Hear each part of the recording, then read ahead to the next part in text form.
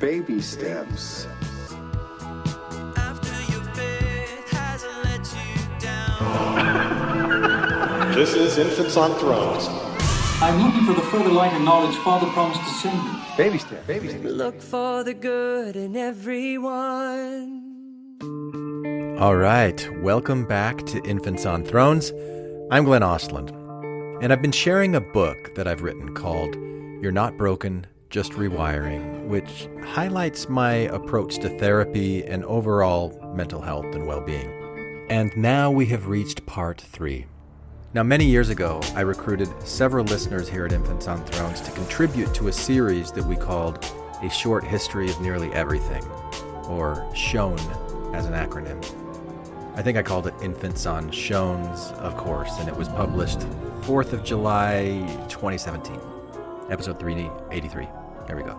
That project, in a way, is kind of what these final chapters in part 3 are all about.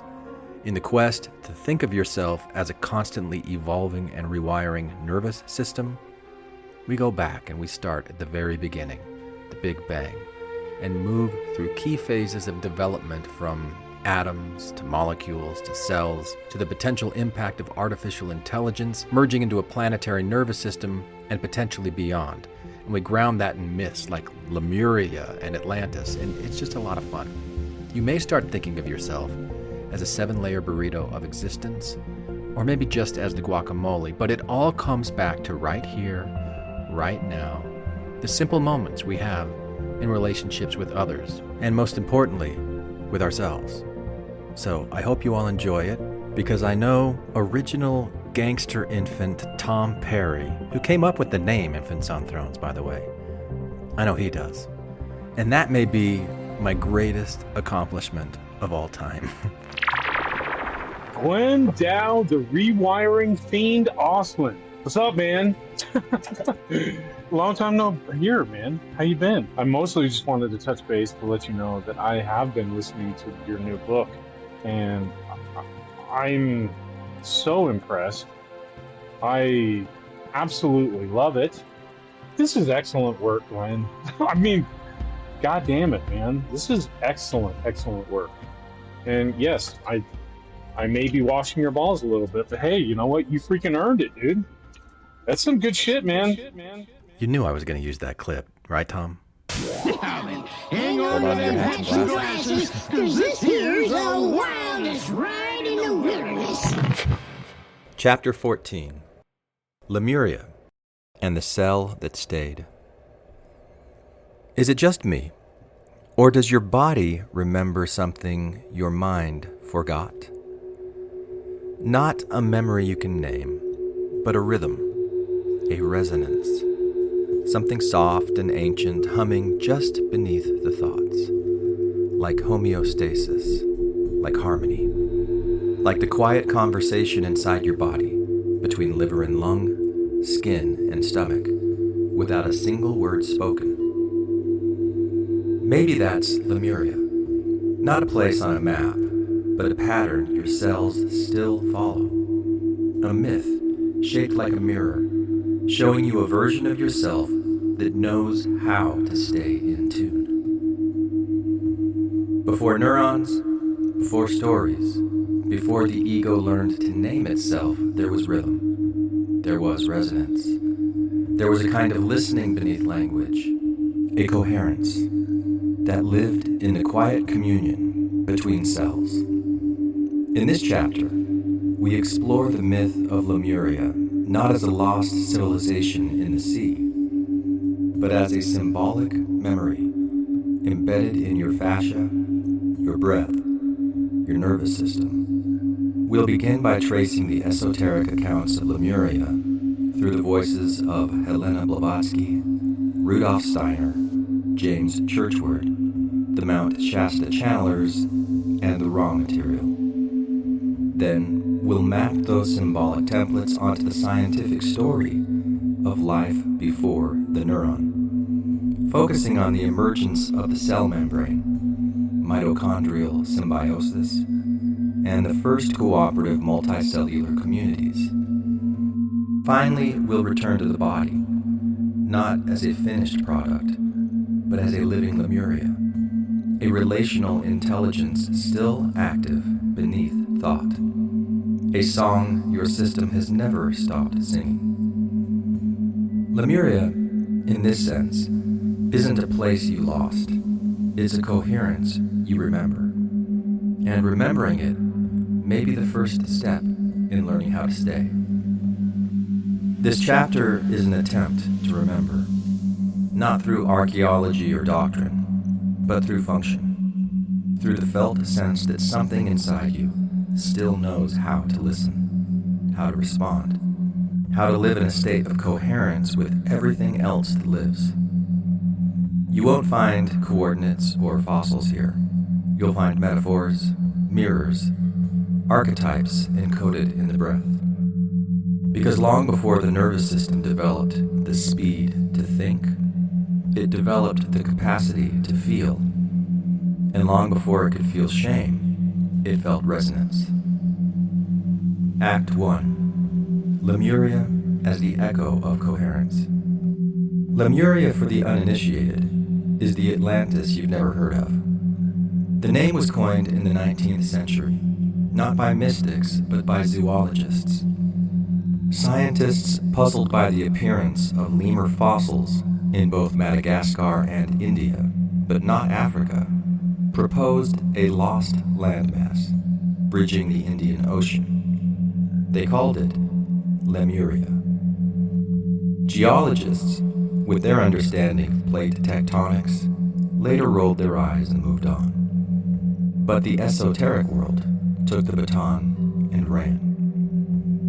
Lemuria became a mythical continent, a spiritual Eden said to predate Atlantis, a land of radiant beings, pure-hearted and telepathic, more feminine than Atlantis, more attuned to nature, less about technology, more about resonance.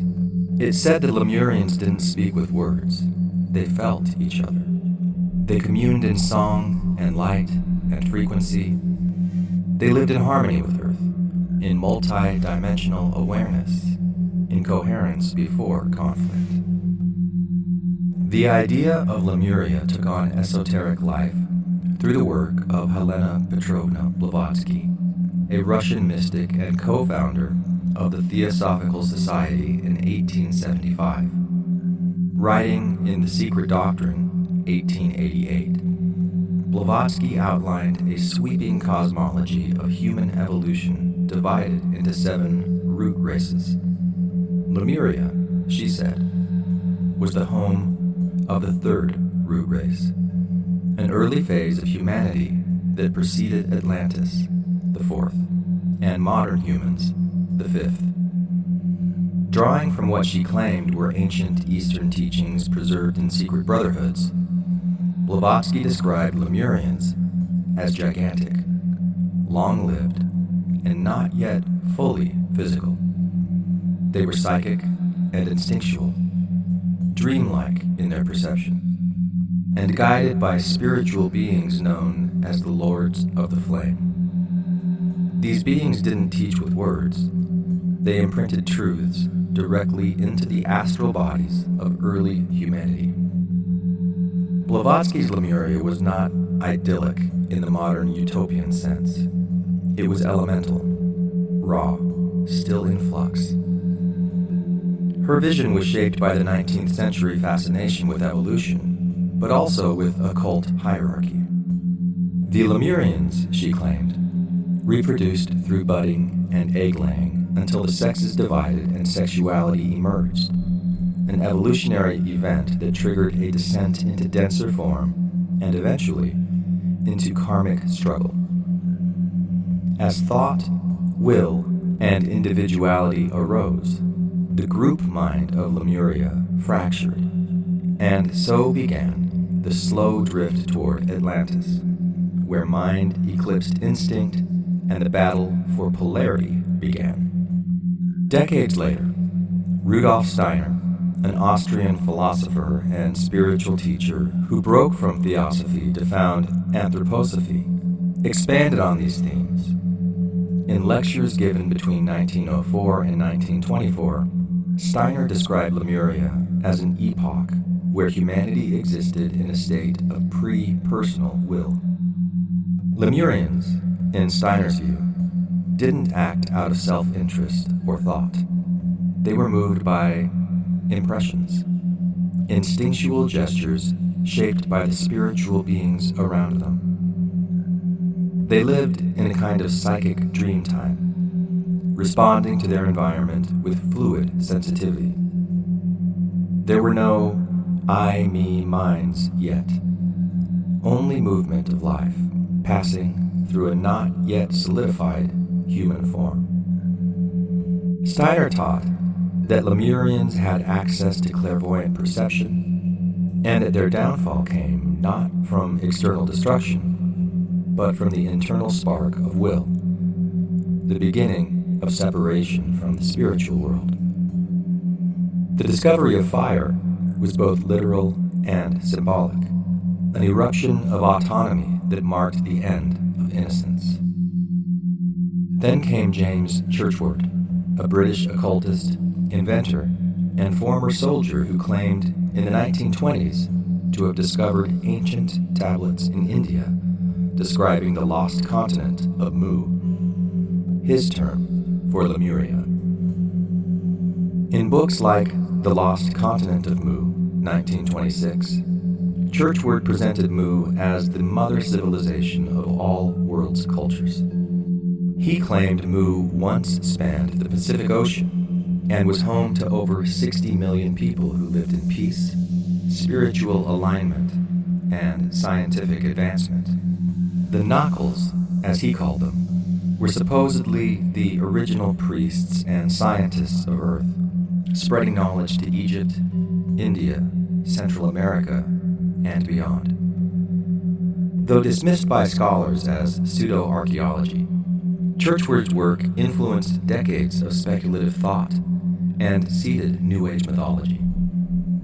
His Lemurians were less dreamlike and more human, still exalted, but technological, organized, powerful. In a sense, Churchward's Mu bridged Blavatsky's ethereal Lemuria and the coming myth of Atlantis.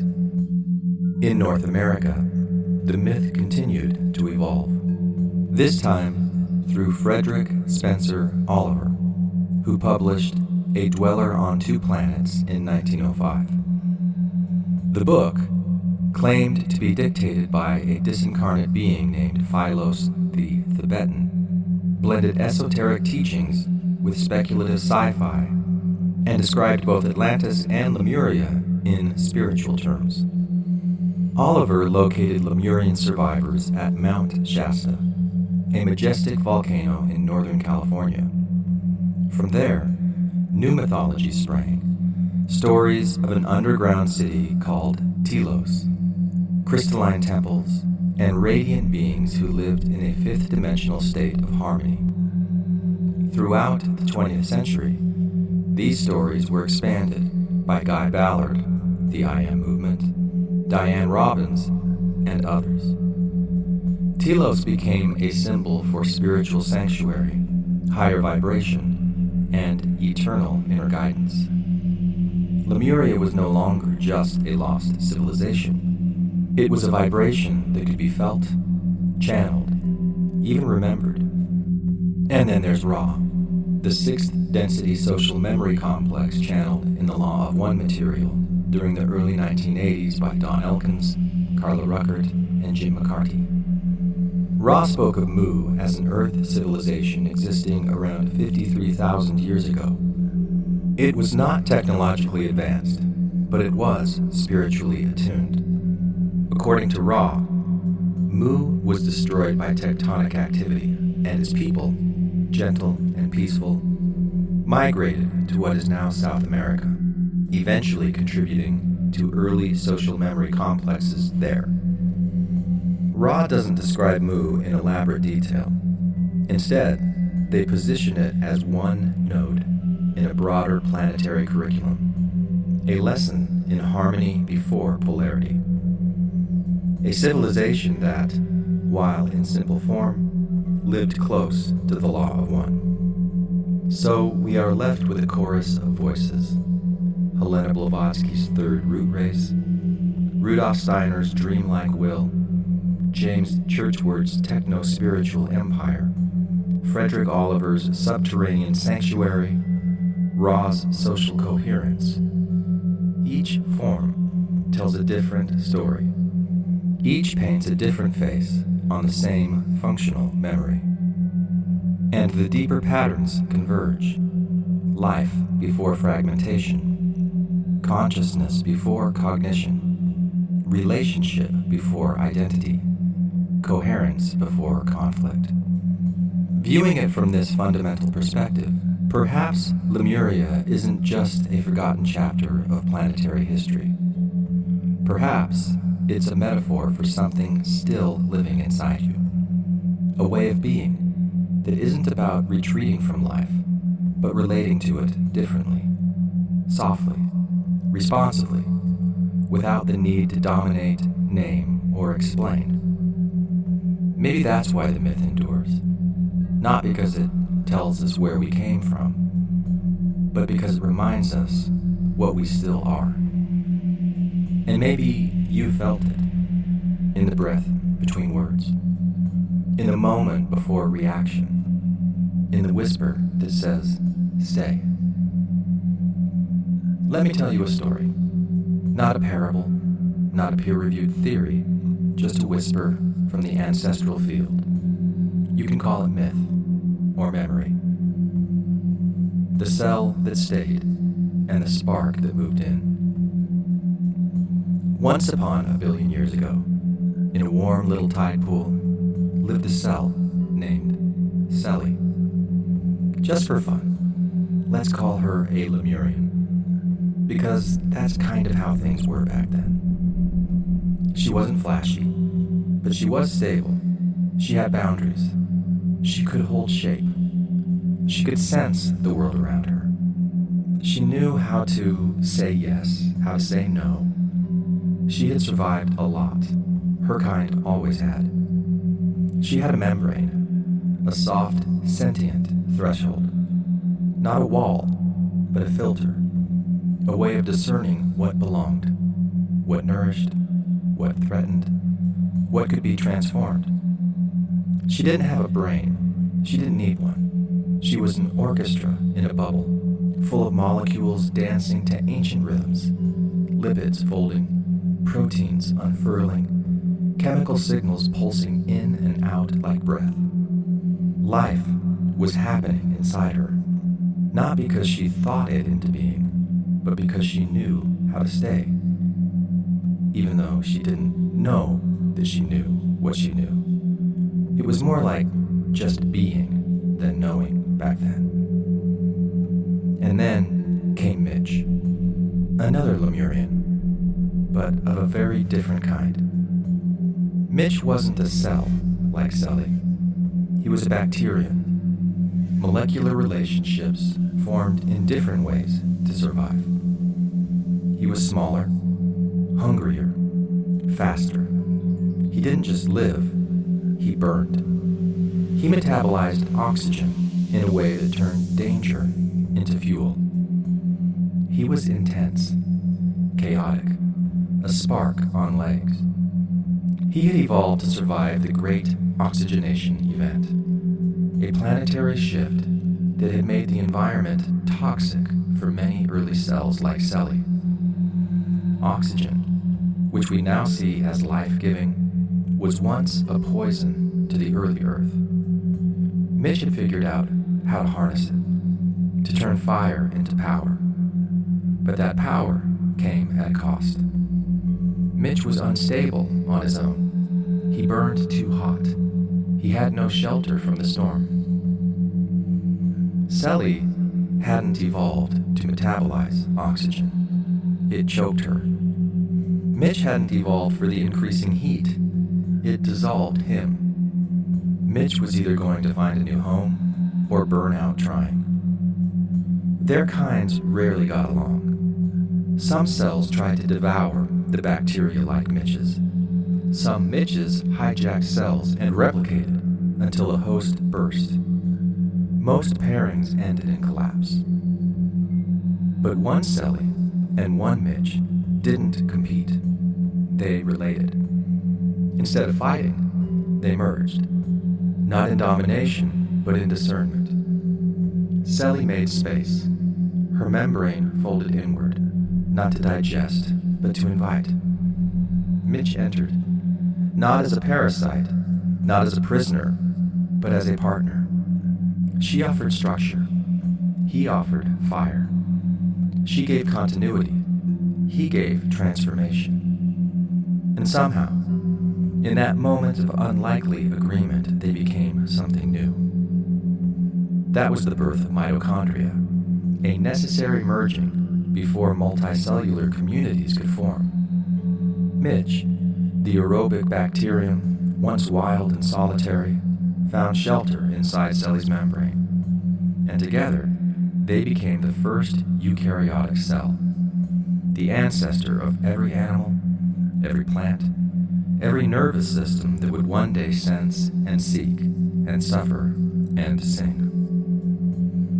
Your breath, your heartbeat, your thoughts, they're all powered by that ancient yes, that ancestral agreement. You are the descendant of a successful relationship. Most pairings didn't work. Millions failed. But the ones that did work, they evolved. They survived. And now they live in every cell of your body. This is more than biology. It's a blueprint. It's a prophecy. It's relational intelligence written into the fabric of life. Your body knows how to partner, to metabolize danger into fuel, to stay open without being overrun, to hold a boundary while letting something new in. This isn't something to learn. It's something to remember. Sometimes your mind forgets. It overrides. It builds walls where filters would do. It forces harmony where discernment is needed. It floods the system with stories, commands, scripts. But the wisdom of Selly and Mitch is still alive in you, in your mitochondria, in your membranes, in your nervous system, in your relational instincts. Every crisis becomes a lab for remembering. Not everything belongs, but some things do. And the real work is learning how to tell the difference. Because the cell that stayed, she wasn't weak, she was wise. Act 2. The science of coherence, before the nervous system. Long before your brain could think, your cells could feel. Before your body evolved neurons, it evolved membranes. Before communication traveled through electricity, it moved through chemistry. Slow, intentional, and relational. Life did not begin with cognition. It began with contact. The scientific story of your origin doesn't begin with humans or mammals or even multicellular life. It begins in the ocean. Nearly 4 billion years ago, the Earth was not a welcoming place by today's standards. Lightning struck, volcanoes roared, radiation surged, and somehow, within this chaos, came a whisper of order. Molecules bumped into one another until some began to cooperate. And somewhere, in a shallow tide pool, a membrane formed. A simple bubble, sealed off from its surroundings, yet open enough to exchange with the world. It was not conscious, but it was discerning. It let in what nourished. It kept out what harmed. And it became the first boundary that held a living self. That boundary was the beginning of interoception. Not awareness of the world, but awareness of the inside. Before anything could sense a predator, it had to sense a pH imbalance. Before anything could run, it had to notice it was overheating. Your earliest ancestors weren't thinkers or even movers. They were sensors. They responded to subtle gradients in salt, heat, acidity. They moved toward what sustained them. They shrank from what threatened their coherence. Then came the great transformation, the endosymbiotic event.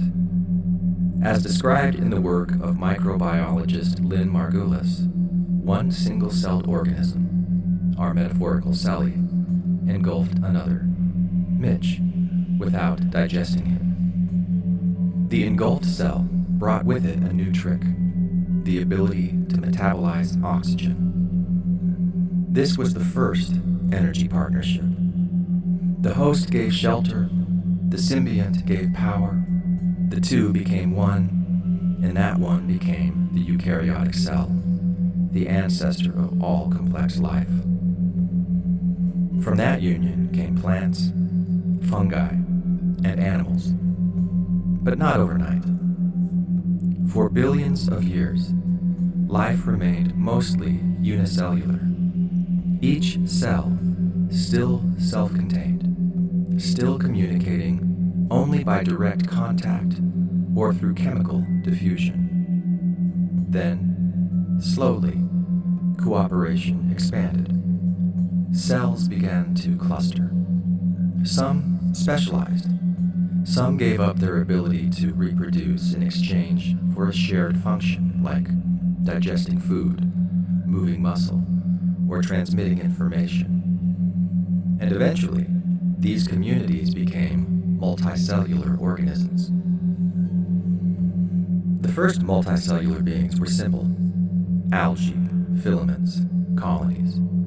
They weren't centralized. They didn't have nervous systems. But they had something just as essential: communication.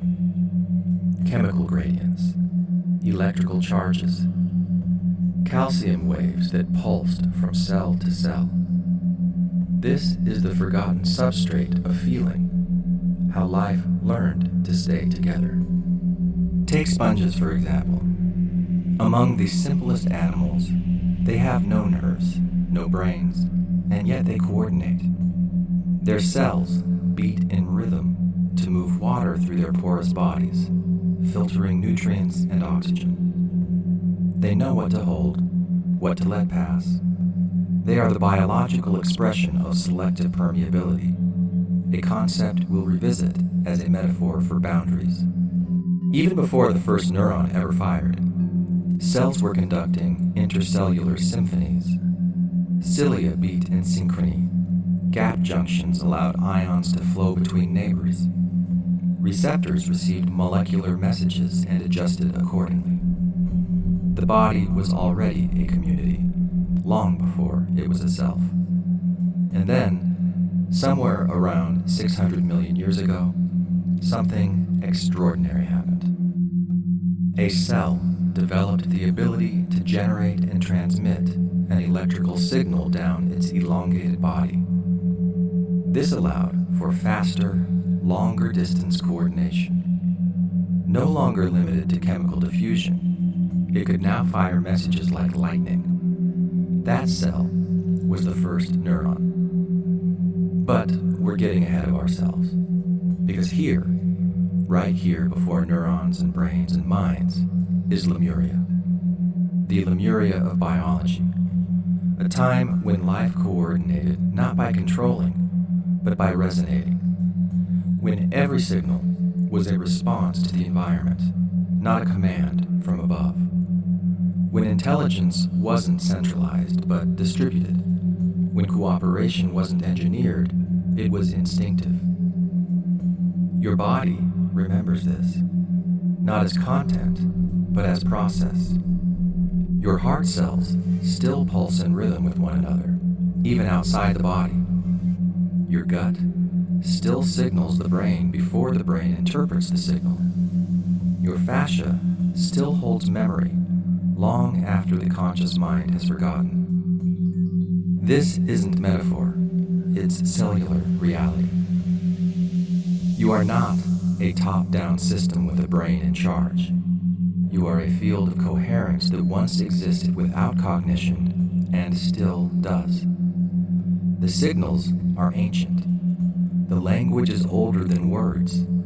It lives in chemistry, in shape, in flow, in the way your breath changes when someone you love walks into the room, in the tightening of your chest before a thought arises, in the knowing that comes before knowing why. This is Lemuria, not as legend, but as function. Not a sunken continent, but a living memory, a state of relational intelligence that predates mind. And now that we've remembered it, we can begin to reintegrate it. Act 3. Lemuria as the nervous system remembering itself. So where does this all leave us?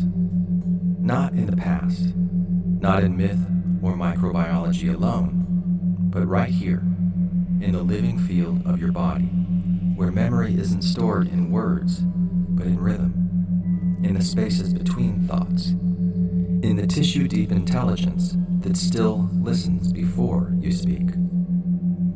Lemuria, in this light, becomes less about what once was, and more about what still is.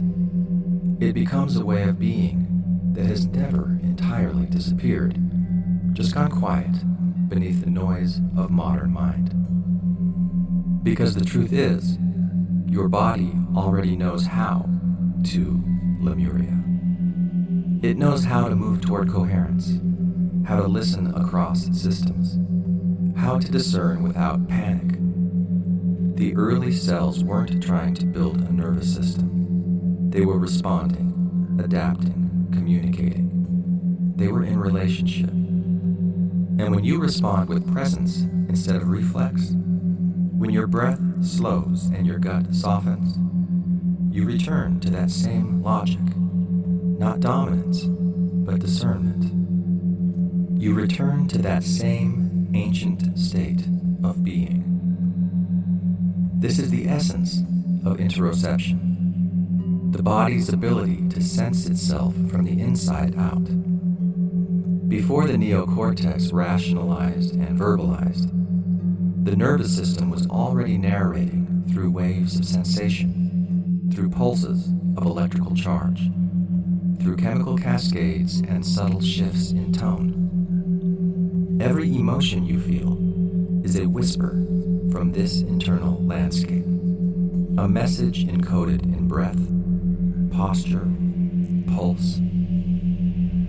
As Dr. Stephen Porges has shown through polyvagal theory, your autonomic nervous system is constantly scanning for safety, not just out there in the world, but in here, between your organs, your cells, your relational field. And when it finds that safety, even fleetingly, it returns to the Lemurian rhythm, the ventral vagal state, the grounded hum of belonging. Not because danger has vanished, but because your system remembers how to respond without collapse. It remembers the self that stayed, the one that partnered, the one that made space for something new. You don't have to become something else to find that rhythm again. You don't have to master stillness or silence every thought. You only have to notice what's already happening, how your shoulders drop when you feel seen, how your breath deepens when you let go, how your belly releases when your boundary is honored. These aren't self-help strategies. They're somatic truths, functional remnants of coherence that predates your ego and will outlive your story. And perhaps that's what the myth of Lemuria really is, a metaphor for the body before the mind took over, a symbolic placeholder for the systems inside you that never stopped listening, never stopped adjusting, never stopped remembering how to stay in tune. You don't need to believe in ancient continents or subterranean crystal cities to feel the truth of this. You only need to feel your own body becoming more itself when you stop fighting it, when you stop fleeing from it, when you return to the rhythm that is always there. You are not a single self.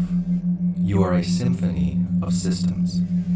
You are not broken. You are adaptive. You are not lost. You are layered. And beneath those layers, the myth is still alive. Spiral reflection. So ask yourself, where have I confused collapse for calm? Where have I mistaken hypervigilance for intuition? Where have I learned to survive by shutting down when what I long for is to stay present? What if the part of me that pauses to feel, that sets a boundary of love instead of fear, that slow, steady part that listens before reacting, is the myth still alive? What if Lemuria isn't a lost civilization, but a living intelligence that never left? You're not broken. You're a sacred continent rising again from beneath the static. The radiant, telepathic telos navigating the world within the Mount Shasta of your mind. Lemuria isn't gone. It's layered in your fascia, your breath, your belly, and the cell that stayed. Still singing, still sensing, still you. You're not behind. You're not a mistake. You are the first cell whispering yes again. This time with awareness. This time with discernment. Sensing, adjusting, rewiring. Always. Postscript. A foreshadowing of Atlantis. In the myths, Lemuria didn't fall. It faded. It didn't crash. It quieted. Its legacy wasn't ruin, but resonance. A hum in the tissues. A way of being so soft it became invisible, but never stopped existing. But what happens when that coherence fractures? When the hum is drowned out by the roar of overthinking, overproving, overprotecting? When the mind, brilliant and eager, begins to mistrust the body? When the breath is overridden and the self gets split? That's where we go next. If Lemuria is the memory of harmony, Atlantis is the metaphor for disconnection. Not evil, not failure, just brilliance ungrounded. A system trying to lead without listening. Where Lemuria communed in chorus, Atlantis performed a solo. It wasn't betrayal. It was evolution out of balance. Because brilliance without embodiment can tip into collapse. And when the signal gets scrambled, when wisdom turns to noise, the system forgets how to tune back in. The path forward, then, isn't more knowing. It's remembering how to feel. In the next chapter, we'll descend into the Atlantean metaphor, not as a warning, but as a map of what happens when thought outruns sensation, when boundaries harden into barricades, when connection becomes conditional. Until then, may your cells keep singing. May your nervous system remember the Lemurian rhythm it never lost, and may the myth inside you keep unfolding, layer by layer, signal by signal, breath by breath. Rewiring, not broken, always. Thank you for listening to Infants on Thrones.